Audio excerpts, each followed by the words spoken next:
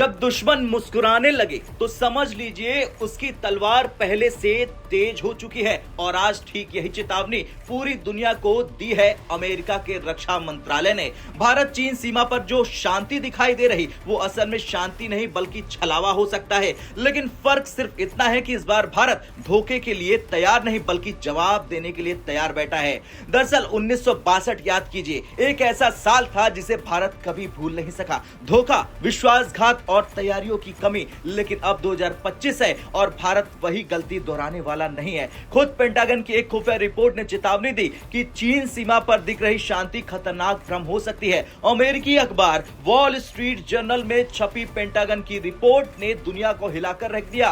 Report साफ कहती है चीन जानबूझकर शांति का माहौल बना रहा ताकि भारत सतर्कता कम करे और फिर मौका देखकर बड़ा कदम उठाए। यही चीन का पुराना पैटर्न है, चेहरे पर दोस्ती, पीठ में खंजर। पेंटागन ने साफ तौर पर गलवान घाटी की याद दिलाई। याद कीजिए, बातचीत चल रही थी भारत और चीन के बीच, माहौल शांत दिख रहा था और अचानक धोखे से हमला हो जाता है। आज भी तस्वीरें वही हैं, नेताओं की मुलाकात, फ्लाइट शुरू और वीजा आसान। लेकिन उसी वक्त 500 चीनी सैनिक भारी हथियारों के साथ अक्सई चीन में डेरा डाल बैठते हैं। ये संयोग नहीं, रणनीति है। अगर चीन सोच रहा है कि 1962 दोहराया जाएगा तो वो भूल कर रहा, क्योंकि सामने अब 1962 का भारत नहीं बल्कि 2025 का नया भारत खड़ा है। एक ऐसा भारत जो घर में घुसकर मारना जानता है और आंखों में आंखें डालकर दुश्मन को पीछे हटने पर मजबूर करता है। अब आते हैं उस गेम चेंजर पर जिसने बीजिंग के वॉर रूम में हड़कंप मचा दिया। श्योक ऑल वेदर टनल, ऊंचाई लगभग 12,000 फीट, लंबाई 982 मीटर यानी करीब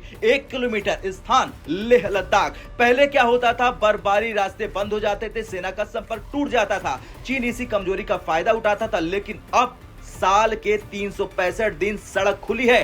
टैंक, तोप, रसद सीधे दौलत बेग ओल्डी यानी डीबीओ तक पहुंचती है। डीबीओ वही इलाका है जो सीधे चीन की छाती पर सुई की तरह चुभता है। यानी अब भारत की सैन्य ताकत रुकती नहीं, दौड़ती है।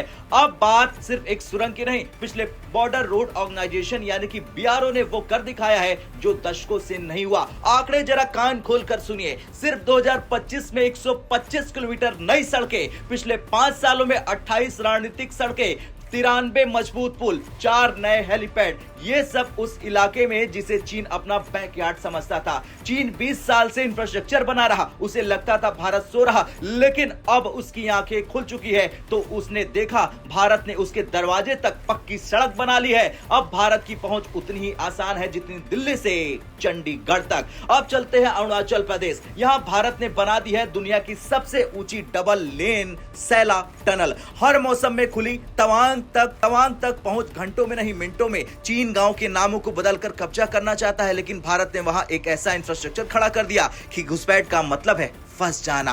अब लेह में बना न्यूमा एयरबेस की बात कर लीजिए। ऊंचाई 13,700 फीट। यहां से फाइटर जेट, हेलीकॉप्टर मिनटों में एलएसी पर जवाब देने उतर जाएंगे।